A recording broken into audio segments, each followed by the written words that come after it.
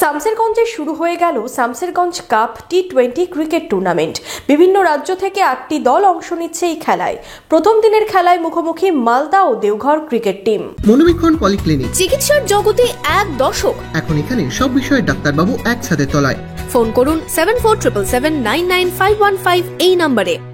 উচ্ছ্বাসের সাথেই শুরু হয়ে গেল শামসেরগঞ্জ কাপ টি20 cricket tournament. Putibari feeder canal ময়দানে শনিবার টুর্নামেন্টের প্রথম ম্যাচে মুখোমুখি হল মালদা ক্রিকেট দল ও ঝাড়খণ্ডের দেওঘর ক্রিকেট টিম। এদিন ফারাক্কার এসডিপিও আমিনুল ইসলাম খান, শামসেরগঞ্জের বিধায়ক আমিরুল ইসলাম সহ বিশিষ্ট জনেরা টুর্নামেন্টের সূচনা করলেন। এই টুর্নামেন্টে বিভিন্ন রাজ্যের 8টি দল অংশ নিচ্ছে।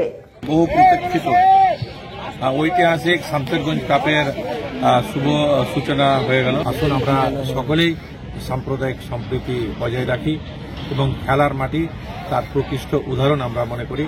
সেখানে সবাই একসঙ্গে মিলে যেমন টিম কে জেতানোর চেষ্টা করে সব ধর্ম বর্ণের মানুষ, তেমনি আমরা ভারতবর্ষের মানুষ, আমরা সবাই এক, জাতি ধর্ম বর্ণ সবাই এক, আমরা সম্প্রীতিতে বিশ্বাসী, আমরা সংহতিতে বিশ্বাসী। এদিন খেলা দেখতে মাঠে উপস্থিত ছিলেন শামসেরগঞ্জের বিডিও সুজিত চন্দ্র লোধ, ফারাক্কার বিধায়ক মনিরুল ইসলাম, শামসেরগঞ্জের বিএমওইচ ডাক্তার তারিফ হোসেন, ধুলিয়ান পৌরসভার চেয়ারম্যান ইনজামামুল ইসলাম সহ বিশিষ্ট জনেরা।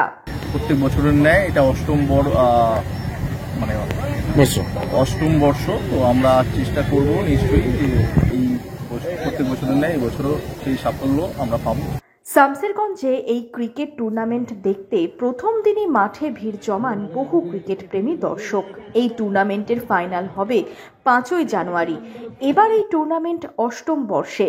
ক্রিকেট টুর্নামেন্ট ঘিরে কয়েক মাস থেকেই চলছিল প্রস্তুতি। এই টুর্নামেন্ট সফল করতে শুভেচ্ছা বার্তা পাঠিয়েছেন তৃণমূলের সর্বভারতীয় সাধারণ সম্পাদক অভিষেক বন্দ্যোপাধ্যায়।